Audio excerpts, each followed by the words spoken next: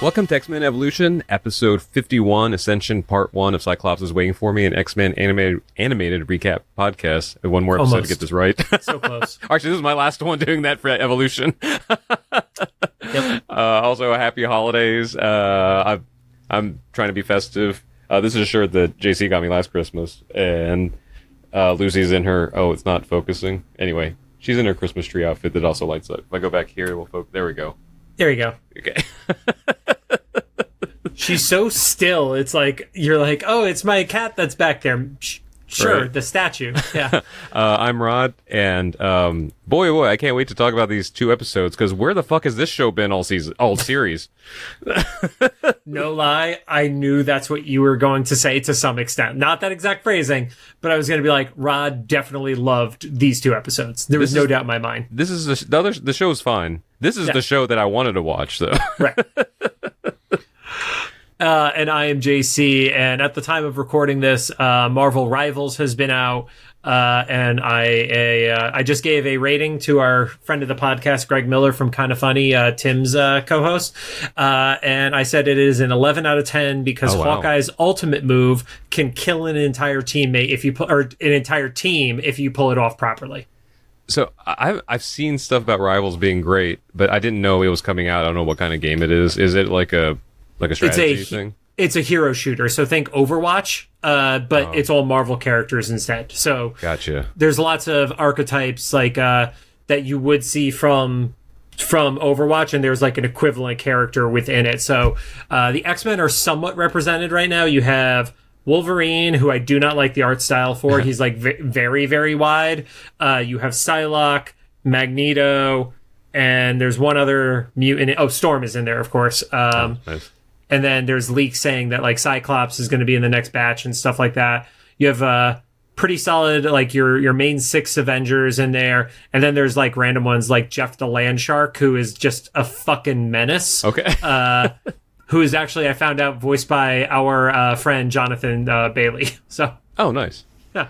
Oh, really? Oh, I didn't know he did voiceover. Yeah, John Bailey's doing voiceover. Oh, okay. Nice. He usually does lots of Transformers stuff. Like he's been Soundwave a bunch in Transformers and stuff like that. Did he say this to us and then I just forgot? I don't know. I don't know when the last time you saw him was. But Cyclops is Waiting for Me is our weekly, and I say that for the last time for me saying that, podcast series. We're going back and watching every single X-Men animated episode that we can find. This podcast started with the original 1992 X-Men The Animated Series, which was building up originally to the release of X-Men 97. And along the way, we launched our companion show, the Xavier Files, which is interviews with members of the X-Men community. And since season 2 of X-Men 97, to our knowledge, is still about a year's off, we're finishing our first ever watch through of X-Men Evolution. Some quick reminders. We're a recap show about a series that started and now ended over 20 years ago. There will be spoilers. If you don't want spoiled for you, pause the podcast, watch the episode, and come back. And we're currently not sponsored by or affiliated with Marvel Animation, Disney, or Disney Plus in any way. Don't forget to follow us on social media at Cyclops IWFM Pod on Instagram, Blue Sky, TikTok, Threads, and Facebook. And now onto the show. Today we're going to be talking about Season 4, Episode 8, titled Ascension, Part 1. It aired on October 18th, 2003, and currently sits at 8.1 star rating on IMDb. That's right. Okay. Yeah, this is, I guess if anybody hasn't been keeping track, the first part of a 2-part series finale.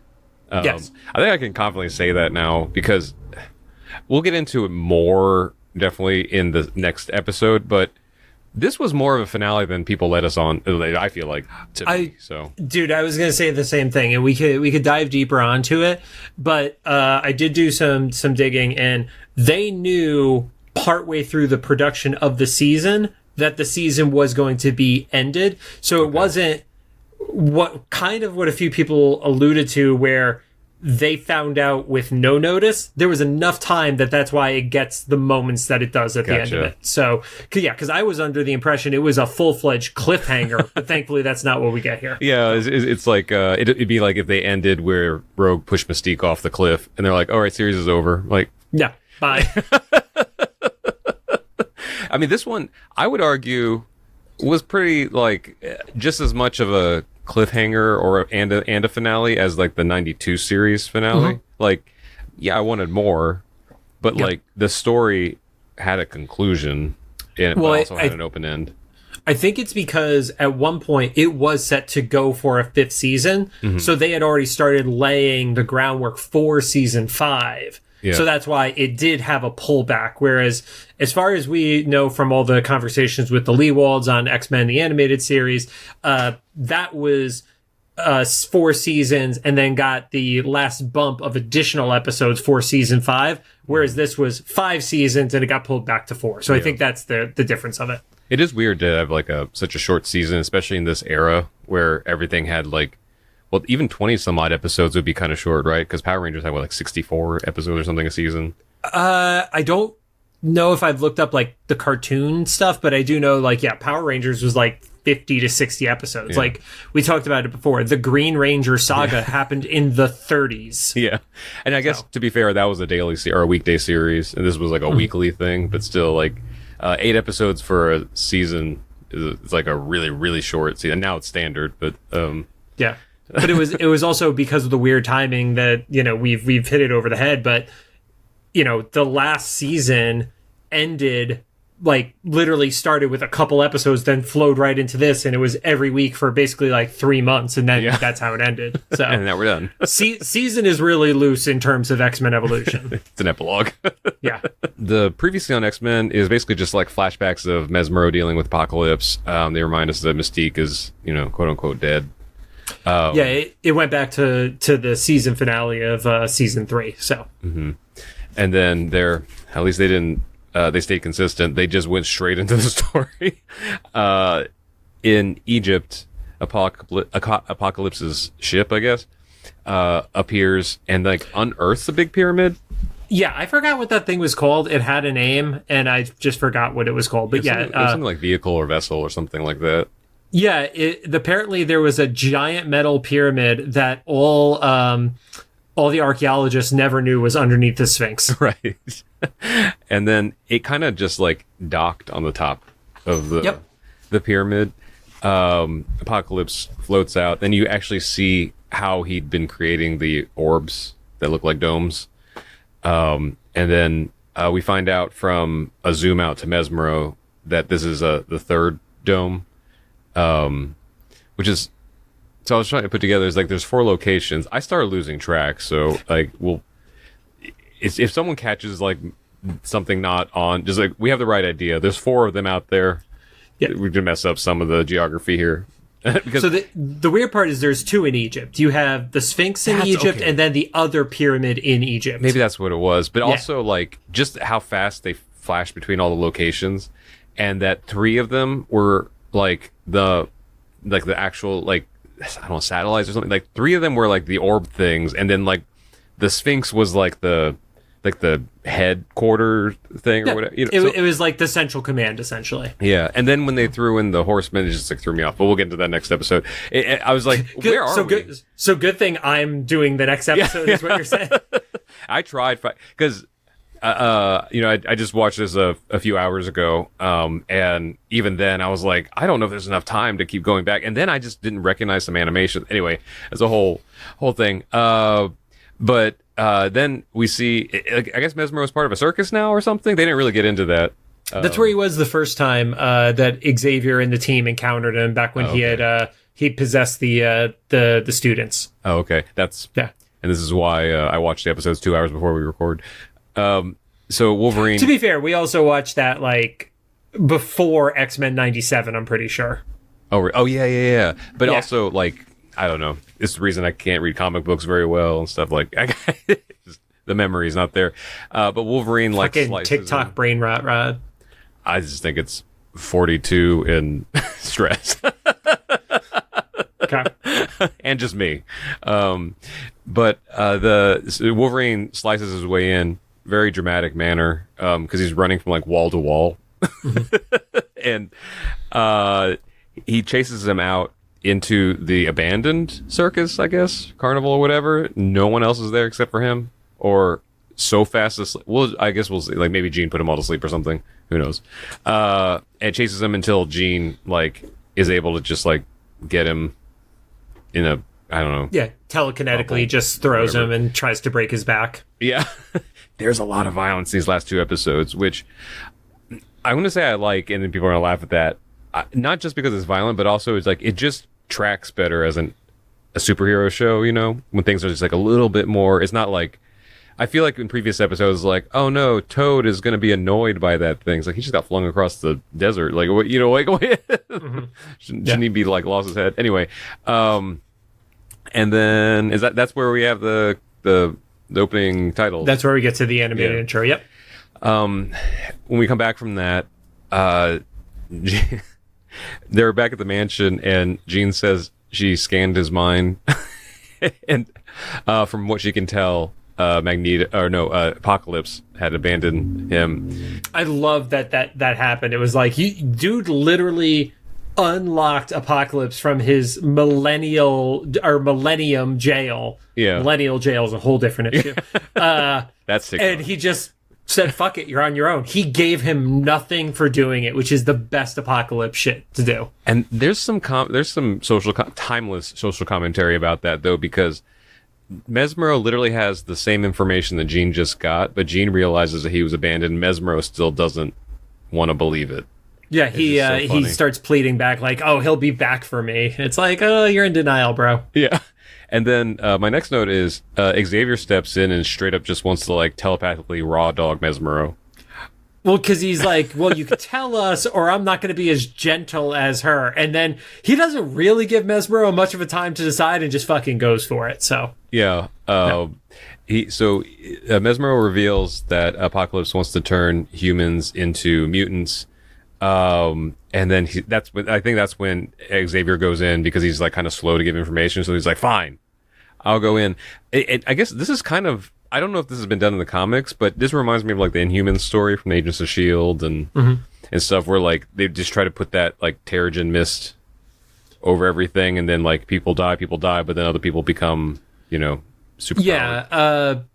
Yeah, main Marvel Comics has definitely done the Terrigen mist get released, because I believe that's actually how Ms. Marvel, her powers activated. And then they retconned it that it happened before her X gene activated. So she technically has a dormant X gene in the comics, so that's why she's both. But yeah, there's definitely been stories not in the main continuity, but I could be wrong, because there's 70 plus years of continuity at this point, where they were successful in activating it. The closest one I could think of is actually the Ninja Turtles comic from IDW, which has been coming out in recent years.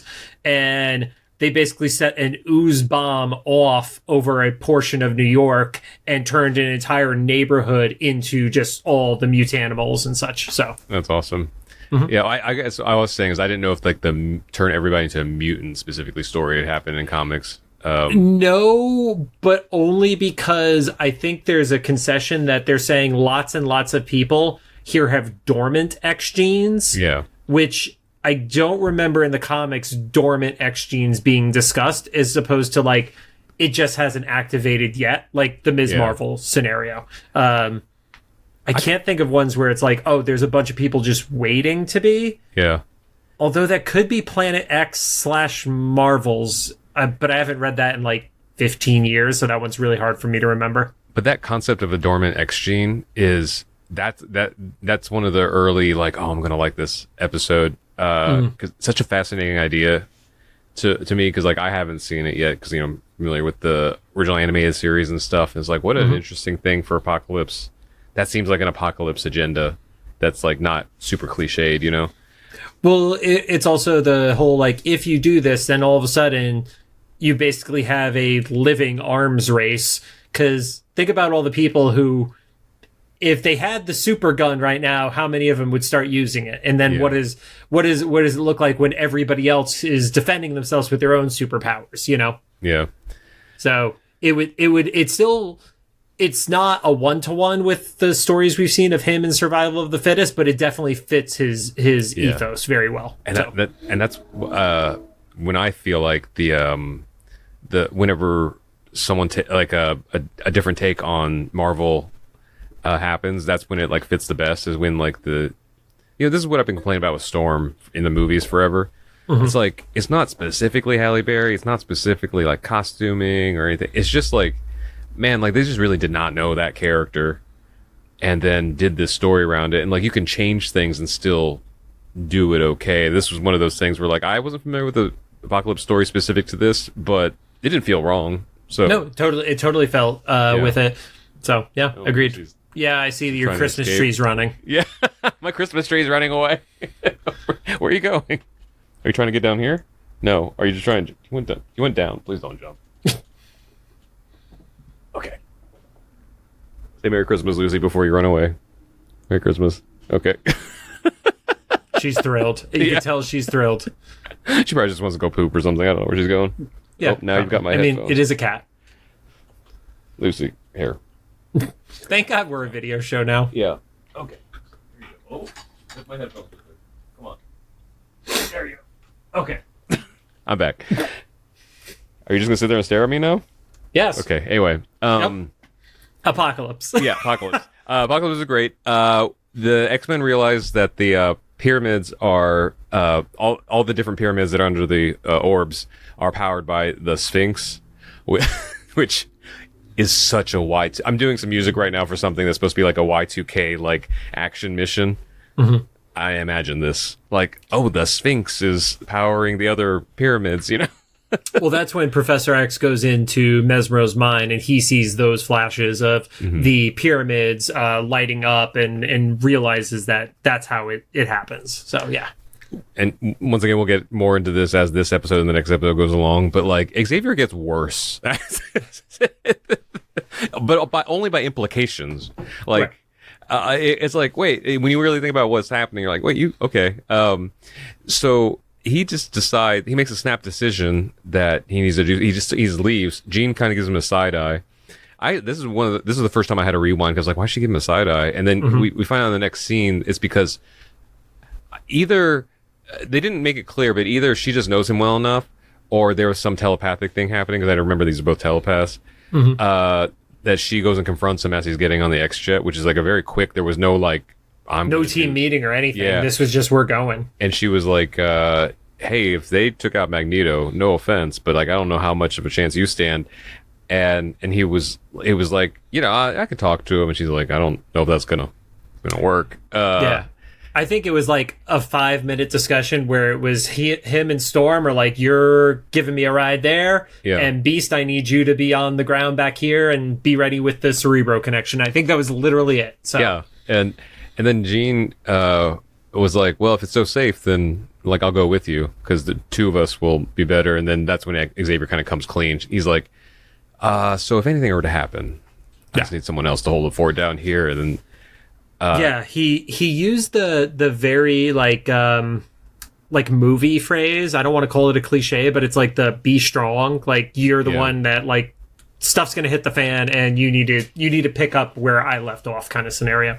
And it's interesting because it's not Scott who's in that scenario taking over in his place. So yeah, because he hasn't quite leveled up yet in this. I feel like most of them haven't leveled up. It's really there's a clear line still between Xavier, Storm, Logan, Beast, and then Jean and Scott and the rest of the kids, you know? Yeah. And then Xavier just gets on the X-Jet, and that's when Jean just calls him out. She's like, you're not planning on coming back, are you? It's like, okay. So all of this writing already is just leaps beyond anything we've seen so far in this show. Because even that moment, you mean in terms of like being heavy and such? Yeah, heavy, but also just like a little less like just black and white, you know, with everything. Just be like, you know, I feel like so many other scenes are like, it's like, I'm this character and I'm gonna do this, and like, oh no, that's just magma, you know, like, and in this case, there was like the fact that I was catching on to like expressions on animated characters' faces, you know, like, what, she give him a side eye and this, and it's like, it's got me thinking about motivations and stuff, which I just was not wired for this show, you know, yet, but they just only like accelerate it from here. And so, yeah. Real quick, I do have to interject this. Have you watched Lego Avengers? I think it's called Demolition.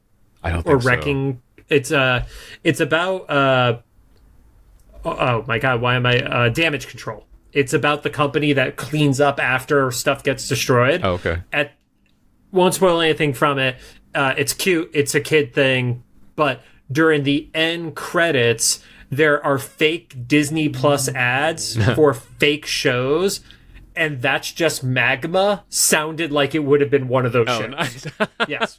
Yeah, it's just like, I know I exaggerated that a little bit, but it's just like every character kind of had that like sitcom trope, like each character had like one thing they did.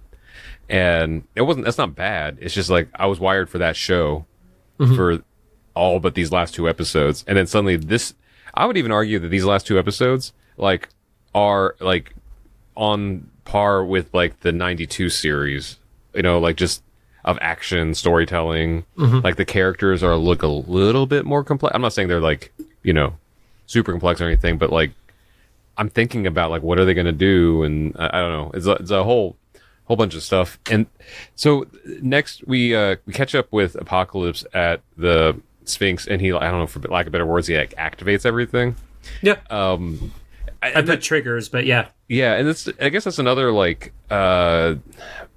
good like positive for the storytelling here is like essentially just pulling a bunch of levers and touching things and making things light up, but I don't even know how it works. Like I just know like he's the pilot of this thing that's happening. And so Storm and Xavier on the X-Jet on their way over, and Storm is like doing one last like trying to talk him out of whatever he's about to do. And because he said he's going to talk to him, but like no one really knows what, because he's not just going to be like, hey, please don't do that, Yeah, I'm really curious what he thinks he's going to do. Like, is he actually going to talk to him, or is he going to say he's going to talk to him, and then because this is shades of gray Xavier, is he just going to like try to take him out? Like, what is he actually planning to do here? Yeah, so. Or if like, I feel like another Xavier would have something in his back pocket. Like if this wasn't a completely new Apocalypse, like this Apocalypse literally just like came out of a hole, earlier this season. But like if another Xavier would be like, oh, I knew the child version or something, or I knew your mother or whatever, like, but there's none of that here. So I don't know what. Martha. Yeah, Martha. We'll just say it's Martha. Zack Snyder's X-Men. Martha. I felt dirty. And so Apocalypse is still activating things. This is kind of this like back and forth. Xavier's just like, no, I can do something. I don't even know if he said he's going to talk to him. They land, and Xavier goes out of the jet, and he tells Storm to like stay behind, and Storm is like, no. Because it was the most Storm moment of the series, where she was basically saying, if you think you could tell me to leave and that I would leave, or that I would listen to you, you don't know me. That was the vibe I got from her on that. Yeah, because he was like, if things get too crazy, then I want you to, get far away. And she's like, in what world would that happen? Yeah. Like, why am I here to begin with? Just a pilot. You could have flown here by yourself, Yeah, was it to just not give Apocalypse a free jet? Like, was that the... Which minor spoiler, he gets later. So Storm kind of goes out with him, but Xavier puts on the Cerebro helmet, and I have no idea how this version of Cerebro works. There's like a remote option, I guess. But also, this is a better plan than I thought maybe was going to happen. He was like, with Cerebro, I can like amplify my powers and stuff. But what it seemed like the main function of it was to telecast holograms. Yeah, to stream it to Beast. Yeah, and then he was like, make sure the kids aren't watching, and Beast is like, too late. And so the kids are just watching, and then Xavier's like, well, we tried our best. Okay, kids, watch me get murdered. And all the kids are like, we're not going to let you do this alone. We're like, but what are you going to do there? Besides maybe Gene? Like...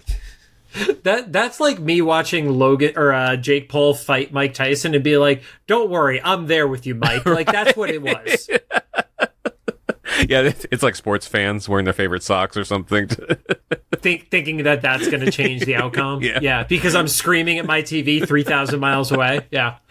And yeah, they just kind of move past that. And then Xavier basically like signals to Apocalypse that he's there, and Apocalypse comes out, and he's in familiar form, because for the rest of the show he was in like the Egyptian version of everything, you know, with like the headpiece and everything. When he came out here, he's a different design, obviously, because his whole show is like a little different design, but he looks like the Apocalypse. He's got blue with the techno-organic stuff versus what we'd seen, which was kind of like pseudo skinny, frail, getting powered up. Like now he looked like our version of Apocalypse within the art style. So. Yeah. And then they talk for a while telepathically. So I couldn't tell if that's just like Apocalypse just communicating to Xavier in the way that Xavier had opened up, or if this implying that Apocalypse is a little telepathic too because of the whole Rogue situation. You know, I got a vibe he has some this form of Apocalypse has some form of telepathy because of ways he has interactions with the Horsemen later in the other episode. So also just broad blanket, not even spoiler kind of, but kind of power limitations don't matter from this point on. No, none whatsoever. Any expectations for powers, nothing matters. Nightcrawler could shoot lasers out of his eyes, and that would probably still just be part of the story for whatever reason. I think it got so ridiculous at one point. I was like, oh, they just want us to let go of thinking about this completely. So that's fine. I appreciate that, where it's like, take it far enough so it's not in the uncanny valley. It's just so far that we're just not supposed to worry about it. Yeah. I love that they're having the conversation, and it's literally just like, you know, you're trying to control the destiny of the human race, and it's like, well, you know, they haven't really done a great job by themselves, so. Which, good point. Yeah. I like that Apocalypse, he kind of did what T'Challa did in the MCU with his origin story.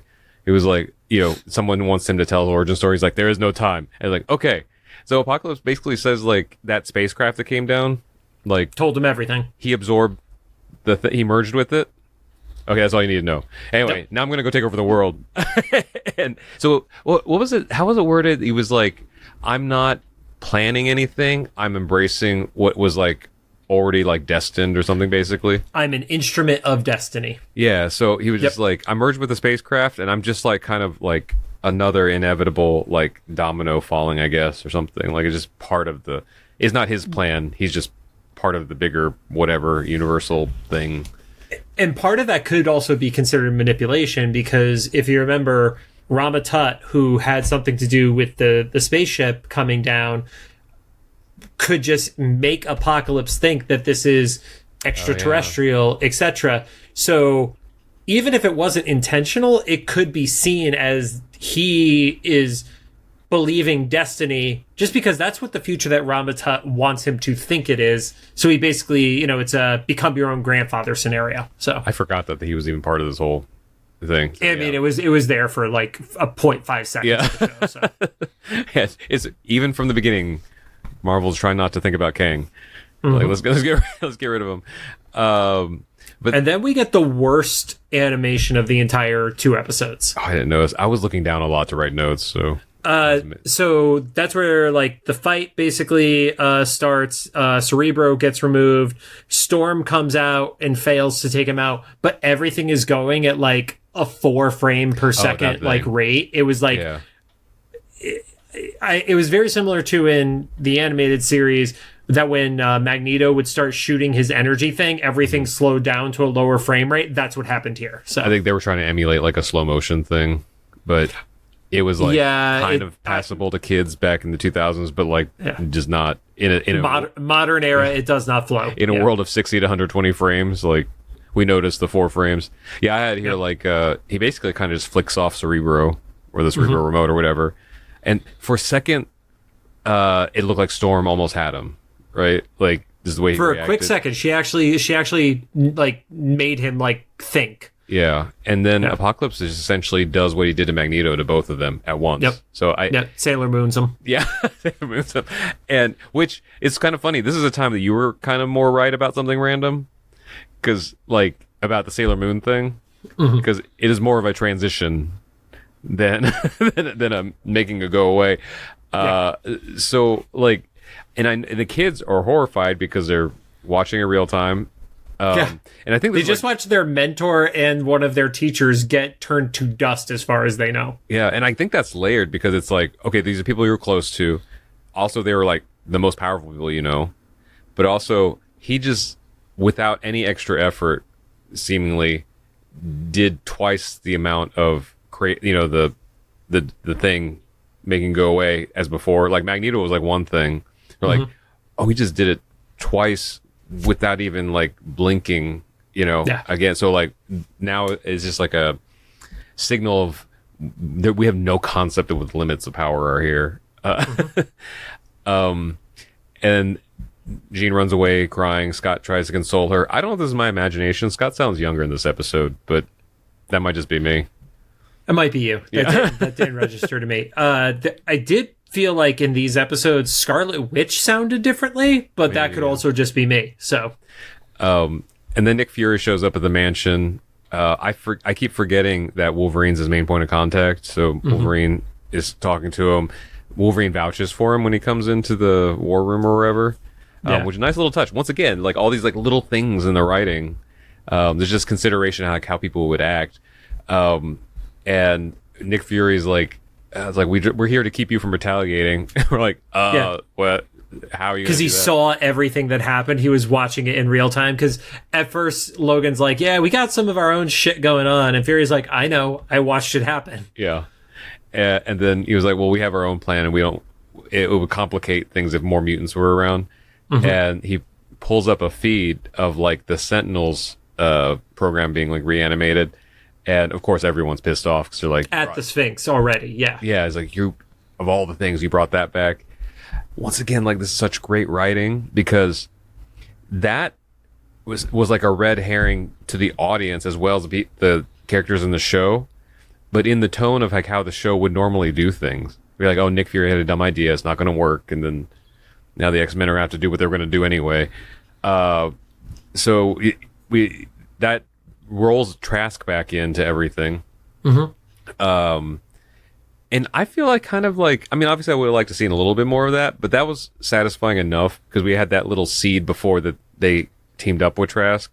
Yeah, so where they pulled him out of jail being like, we need you to start the program again. Yeah, so at least it came back in a little bit. So we see the Sentinels attacking and Apocalypse. 3 of them specifically. Yeah, 3. I feel like they didn't have enough time to make as many Sentinels as they needed. Right. And Apocalypse shoots one and then immediately gets blasted by the others.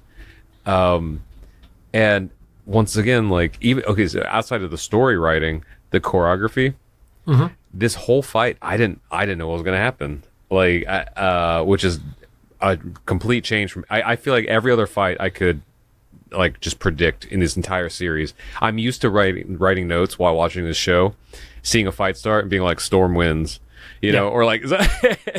And this one is like, I don't know how this is going to go. I mean, obviously Apocalypse is going to get further than these guys, but it looks like that there's a little bit of an actual fight happening here. And then when I saw Apocalypse like wind back, I was like, oh, he's going to do it. And then but he didn't blast through the Sentinel. I was like, he's going to possess that freaking thing. See, I thought he was going to like full-fledged cannonball right through the center of it. I thought it was like fastball special style. And then when he didn't go out of it and he possessed it, I was like, oh, that's... Yeah.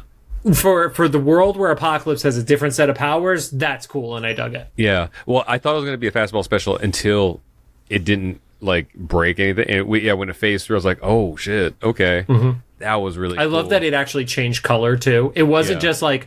oh, it was in control. It literally blued out too. So, and I kind of wish that he would have kept that form for longer or the rest of the episode, because then we could have gotten that story of like Apocalypse changing sizes, and kind of. But yeah, there's probably some reason like it would have thrown a kink into the story, or like way too expensive to animate a Sentinel for the entire rest of the show or something. I don't know, but it was a cool moment.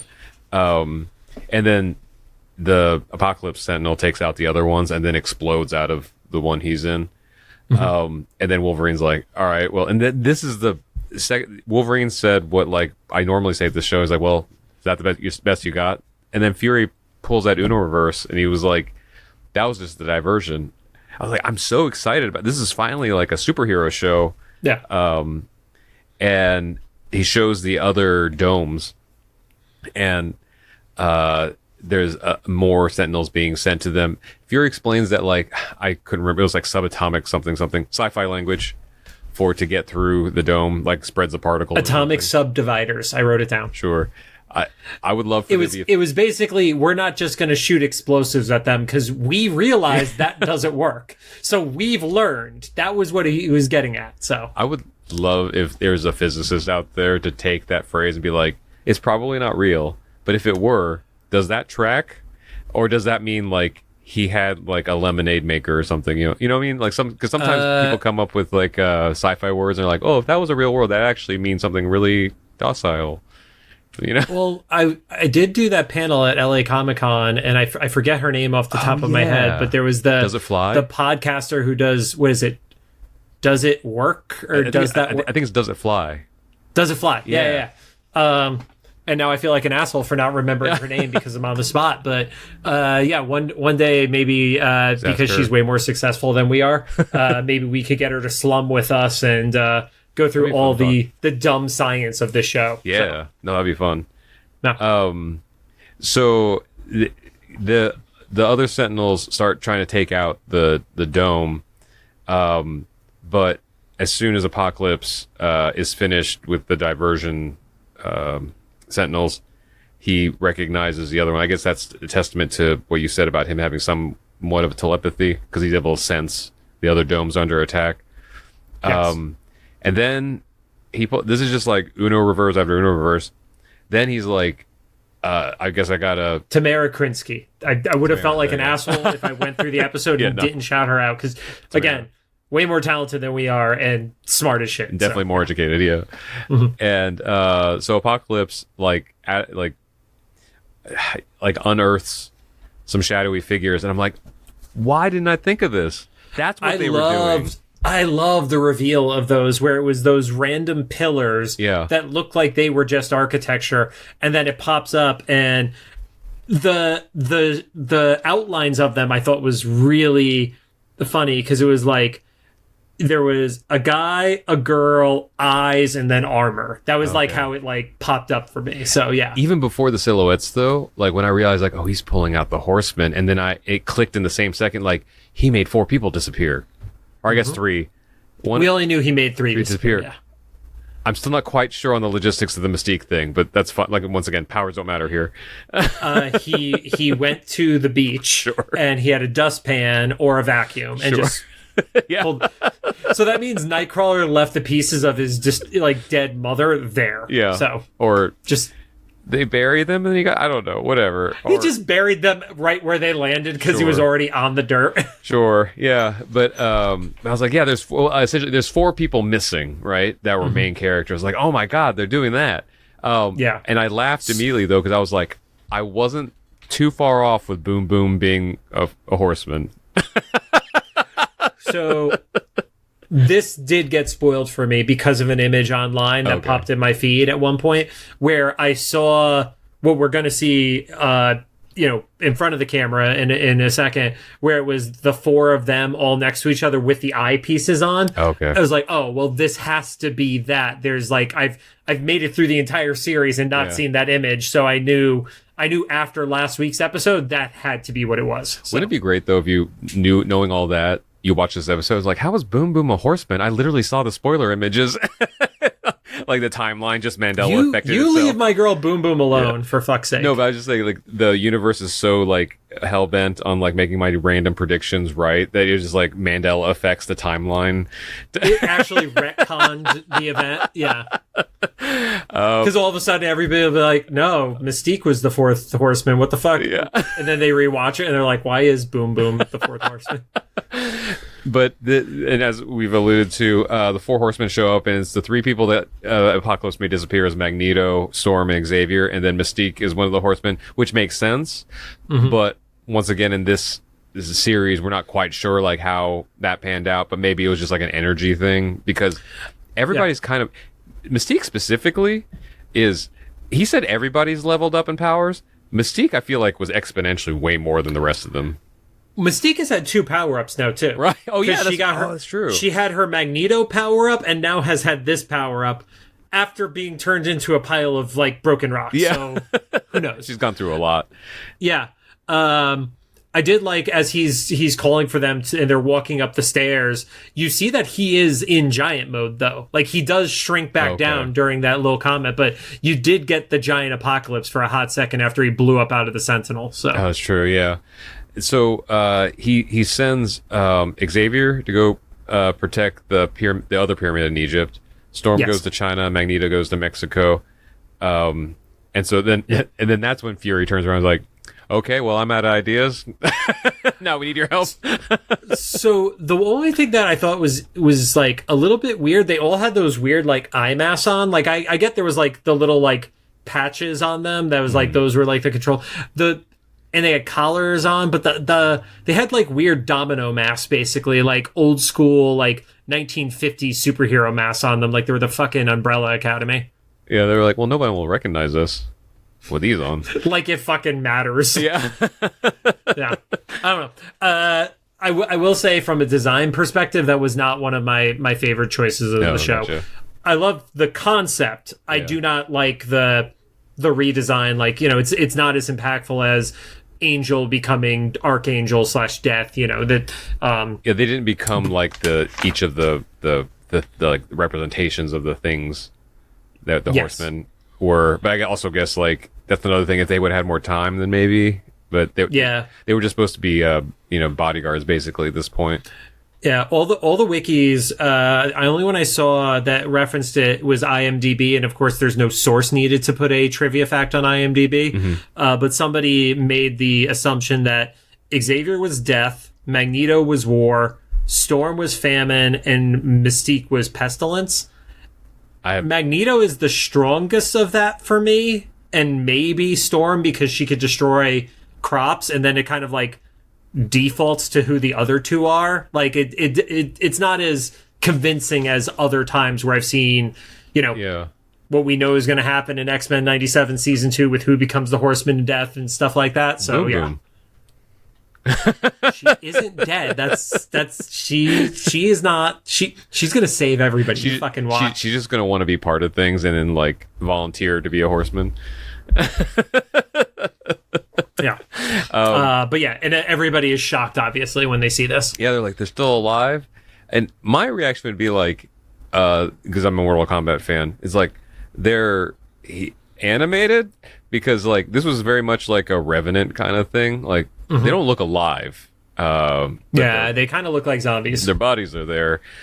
And then Logan really shows that he's like a leader for, I want to say, if not the first time, at least the biggest time. Like he's the most leader that he's ever been here, because he just kind of takes command and he tells Kitty to get the Brotherhood, Nightcrawler to go find Spike, Scott and Jean find anybody else you can round up, and I guess that included the small children.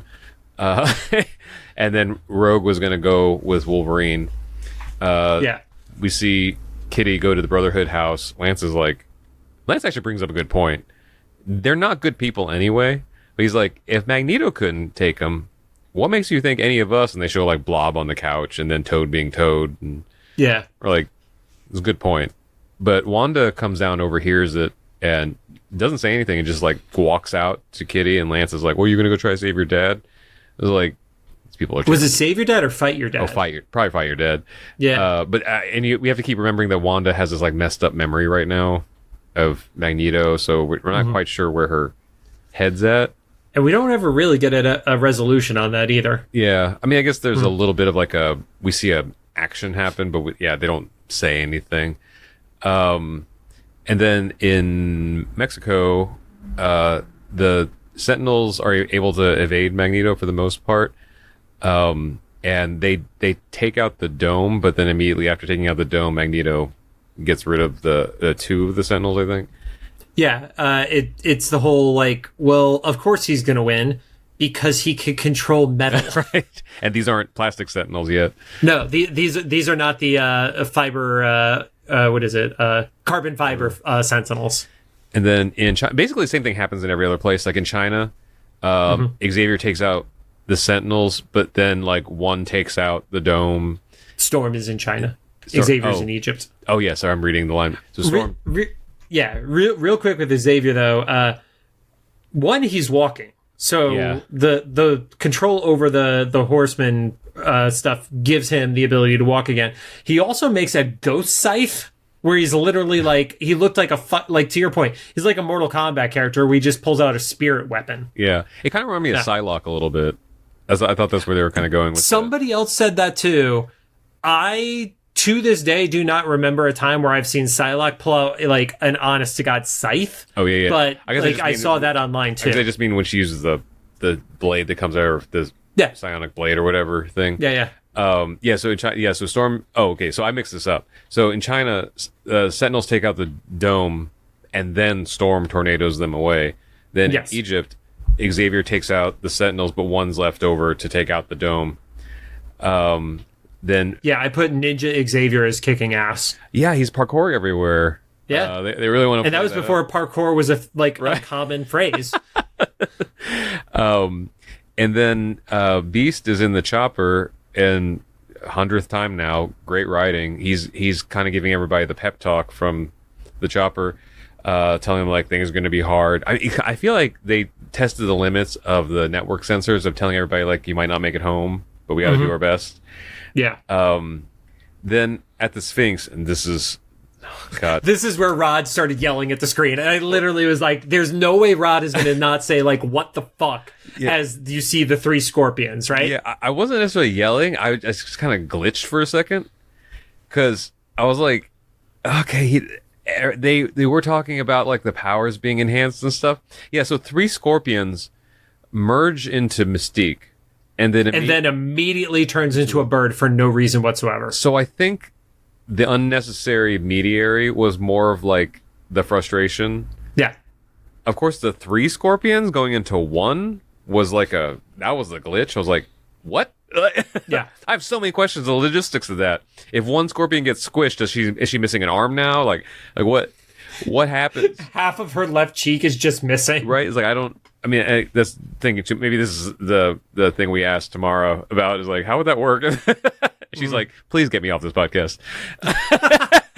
She would say that 5 minutes into the podcast, regardless of what the question was. So, yeah. But then, like, when she immediately turned into a bird and flew away, I was like, I guess, okay, I'm thinking about this out loud now in real time. Is that the limitation of the power-up? Is that she can't go from thing to thing to thing? Like, she has to go back to... No, because in the next episode, she literally does it. Oh, probably. Okay. Anyway. That stood out to me because I was thinking the same thing. Like, she has to go animal to Mystique into other animal. No, she does not. So, I know story-wise, it was to show us that's Mystique. Of course. Logistically, I just can't... It's just so many things happening at once. The glitching of the multiple animals, and then the fast... It was so much... yeah. So then Magneto fights off the last Sentinel. Yes. Essentially, they show everybody doing the horsemen doing the same thing. Each of the horsemen fight off the last Sentinel. Storm does the same thing. Xavier does the same thing. Yeah.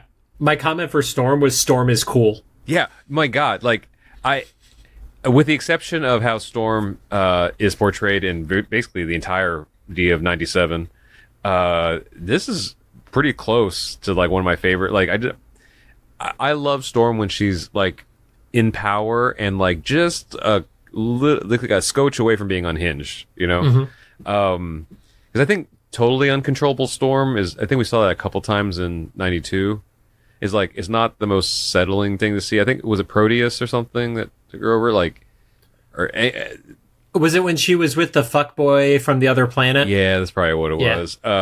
Those are like, okay, I don't want to see her like... the not Thor character. Yeah. We don't have the rights for that yet. I don't think me or most people love seeing like Storm when she's like not in control, but like when she's like right there and just kind of like gives no fucks, but still controlling the try and push me Storm. Yeah. So that was really cool. Xavier... and then Xavier runs up the side of a fucking pyramid. And this isn't like the regular pyramid where there are like steps. This is the fucking sleek metal pyramid. And I paid attention. He still has his shoes that look like loafers on. Like, right. He is not in something that should be able to do that.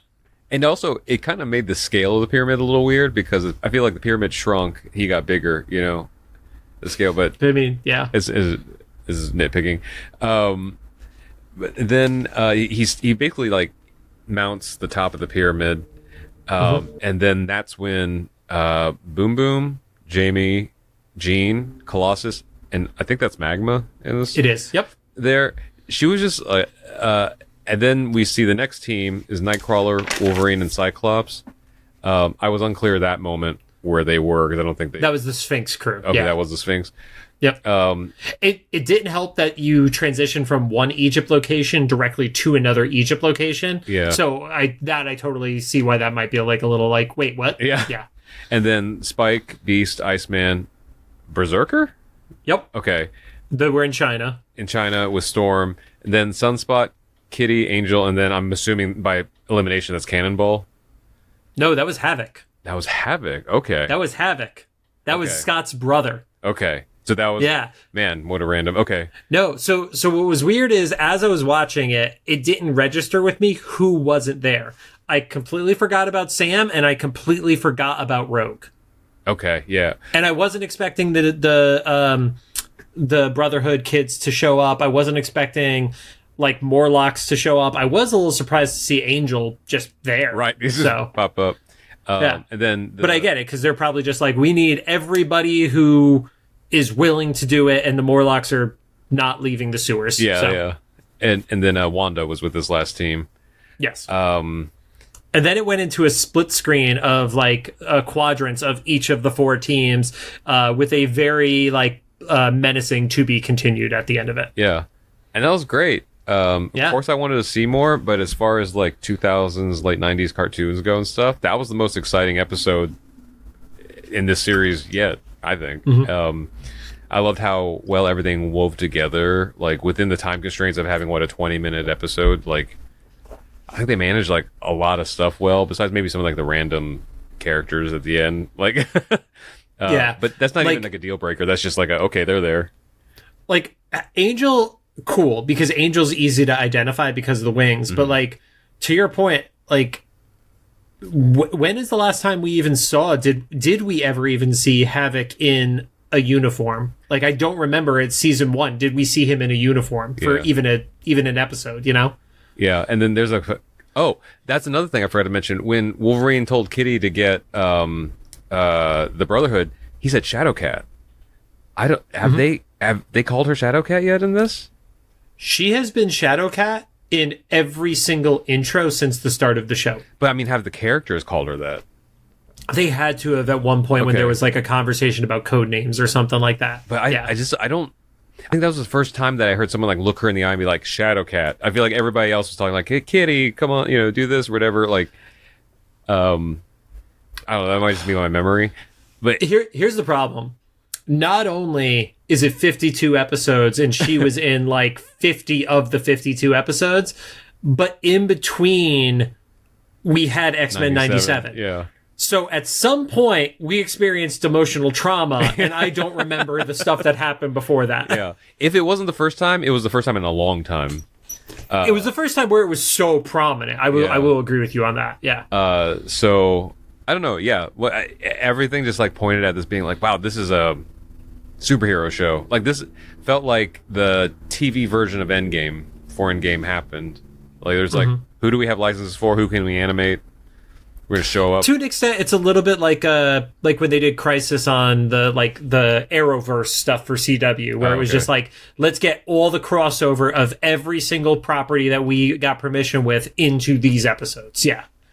I could never get into the DC TV stuff. I think my biggest problem is I just never really cared about Arrow or Green Arrow as a character. And it has nothing to do with the Hawkeye stuff, because I didn't care about Oliver Queen for as long as I've been involved in comic books. Like, I think the only versions of Ollie that I've ever actually read were the Injustice comic book, and then I want to say it was Deceased, which is the DC comic. It's like the alternate universe where there's the zombie plague, and he's a pretty prominent part of that first book from that series. But that's really the only times I can think of like read Oliver, liked Oliver Queen. So what was the series of all the time travelers? The series of all the time travelers. It was a long title. It ran at least 2 seasons. It was a DC show. I remember watching that and being like, I'm never going to give the DC TV shows a Heroes of Tomorrow? That sounds right. In the same era as the... it had like Captain Cold was in it, and he was the dude from Jailbreak or whatever it was. I think so, yeah. Prison Break. Yeah, Prison Break. Yeah. Same dude who was Captain Cold was the dude from Prison Break. He was the Jack brother. And there was that guy with like, the split... not personality. He had I don't know, consciousness or something. Anyway, I just remember that show being so bad that I was like, never again am I like I think I watched 2 episodes of it and I didn't think it was bad. I just didn't get into it and I never went back to it. It was a culmination of just like a lot of things. I was like, oh, okay, whatever. But the thing that really like when I turned it off and never turned it back on again was every time they time traveled and they were in essentially a spaceship and they did the Shatner era, Star Trek, like, oh, we're traveling. And everybody... See, I didn't watch enough episodes for that to even register. Every time they traveled, they would do this.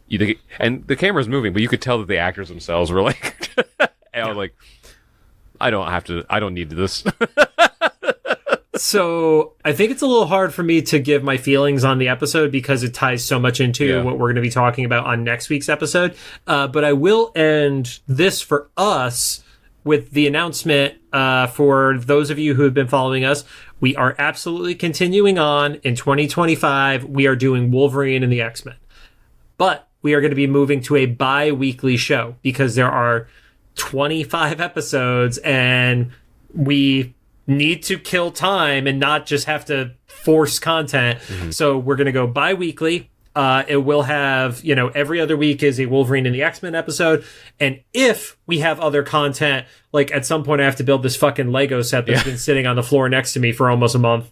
It's going to take a month to build. Or interviews, things like that. We'll insert those in odd weeks. Yeah. But this is just the heads up. We're moving to being bi-weekly for our content. So yeah. And I saved Wolverine and the X-Men on Disney Plus.